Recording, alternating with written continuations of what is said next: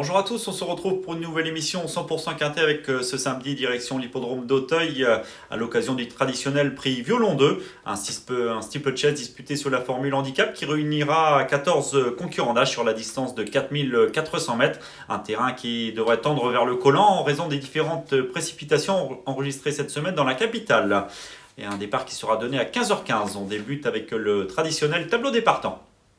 Avec le top weight, le numéro 1, grand-oncle, un pensionnaire de la famille Pelletier qui possède des références sur le steeple d'Auteuil. Il va apprécier l'assouplissement du terrain. Il est confirmé avec Olivier Join et retient l'attention dès sa rentrée malgré sa lourde charge.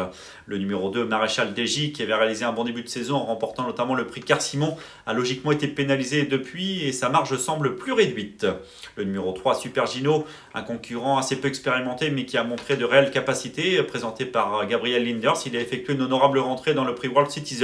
Il devrait logiquement être monté en condition sur cette reprise de contact et s'annonce redoutable, confié à Félix de Gilles qui le connaît bien.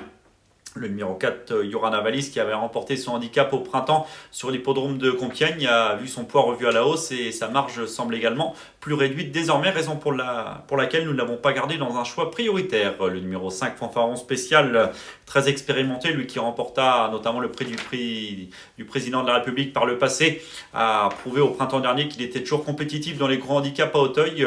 Son mentor Patrice Quinton a confié dans notre rubrique entraînement qu'il n'était pas forcément au top de sa forme pour cette reprise de contact, mais son expérience peut être un précieux atout et lui permettre de se placer.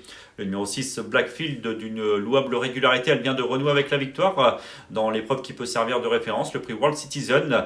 Elle a été pénalisée suite à ce succès, si bien que sa marge semble plus réduite pour la victoire, mais on ne peut en aucun cas la négliger pour une place, car je vous le répète, elle fait preuve d'une louable régularité. Le 7, Gallipoli, qui possède des références notamment en haie, mais a également montré des moyens sur le steeple. En dernier lieu, à l'occasion de sa rentrée dans l'épreuve qui peut servir de référence pour ses débuts sous son nouvel entraînement, il a pris une excellente deuxième place.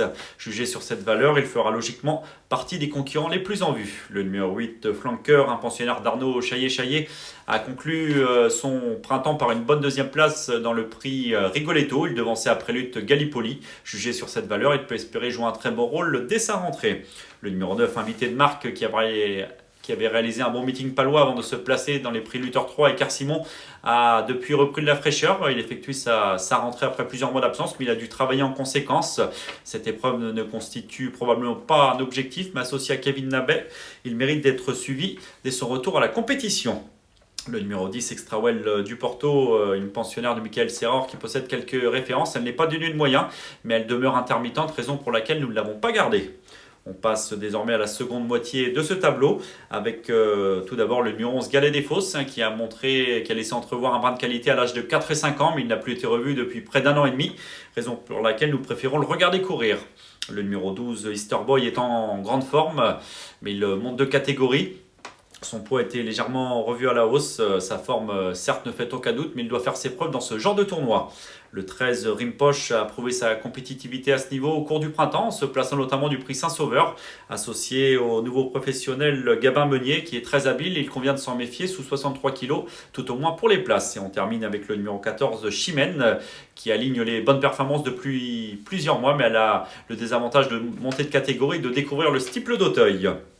On vous rappelle que le week-end du 30 septembre et du 1er octobre prochain, ne ratez pas l'événement épique de l'année. En effet, la plus grande course au monde, le prix du Qatar Arc de Triomphe sur l'hippodrome de Paris-Longchamp. On va désormais passer à nos nouvelles rubriques, le papier.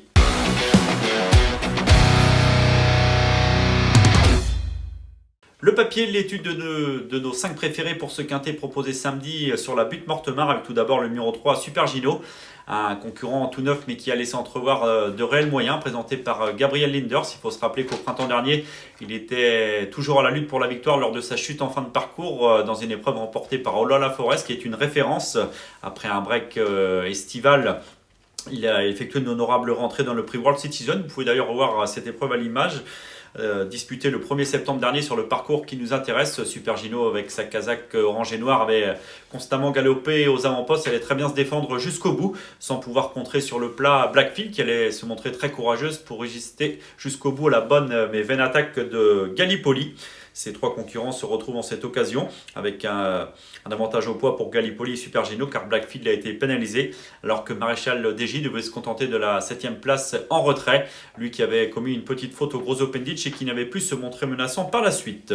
Ce Super Gino s'entend bien avec Félix de Gilles et s'annonce redoutable. Suite à sa rentrée encourageante, il devrait logiquement avoir affiché des progrès et peut espérer jouer les tout premiers rôles. Nous penserons également fort logiquement au numéro 7 Gallipoli, lui qui possède notamment des références au niveau des courses principales en haie, a également prouvé sa compétitivité sur le steeple d'Auteuil. Il se classe à 3e du prix Rigolito à la fin du printemps. Et pour sa rentrée dans cette épreuve de référence, il a pris une excellente 2e place, confiée à James Rivley. Une confirmation de sa part est attendue, lui aussi est un lauréat potentiel. Le numéro 8 flanqueur, un pensionnaire du redoutable Arnaud Chaillet n'a cessé de progresser. Au cours du premier semestre, il avait notamment remporté son handicap sur l'hippodrome de Compiègne. Il a également prouvé son aptitude au Auteuil en se plaçant en 2e du prix Rigolito. Il a le désavantage d'effectuer sa rentrée contrairement à certains de ses rivaux, mais a montré suffisamment de moyens pour s'immiscer dans la bonne combinaison d'emblée. Le numéro 1, Grand-Oncle, est un concurrent plutôt régulier sur les gros obstacles. Nous avons d'ailleurs une stat à son sujet, c'est sa réussite sur les 4400 mètres d'Auteuil. Il y a couru à 5 reprises pour 2 victoires et 2 deuxièmes places, soit 80% de réussite dans les 2 premiers. Il s'entend bien avec Olivier Join, il va être avantagé par l'assouplissement du terrain et malgré sa lourde charge, il convient de s'en méfier dès sa rentrée. Le numéro 6, Blackfield, retient également notre attention. C'est une concurrente qui fait preuve d'une louable régularité. Nous avons également une stat à son sujet, c'est sa réussite dans le handicap. Elle a couru à 13 reprises dans ce genre de tournoi pour 3 victoires et 8 places, soit 85% de réussite dans les 5 premiers. Elle a remporté un lot plutôt similaire en dernier lieu, le prix World Citizen. Elle a logiquement été pénalisée suite à ce succès, mais sa grande forme et sa constance peuvent lui permettre une nouvelle fois de bien se défendre. Nous allons désormais passer à notre nouvelle rubrique, Notre choix.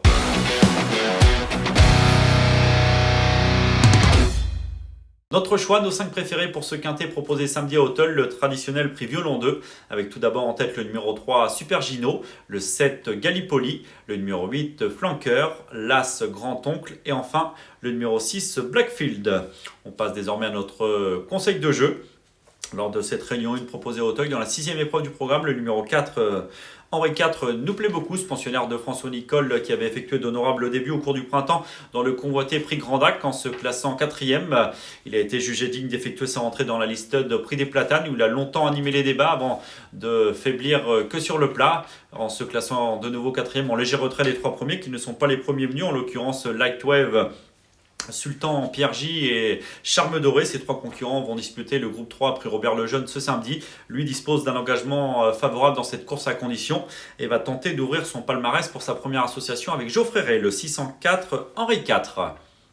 Cette émission touche à sa fin.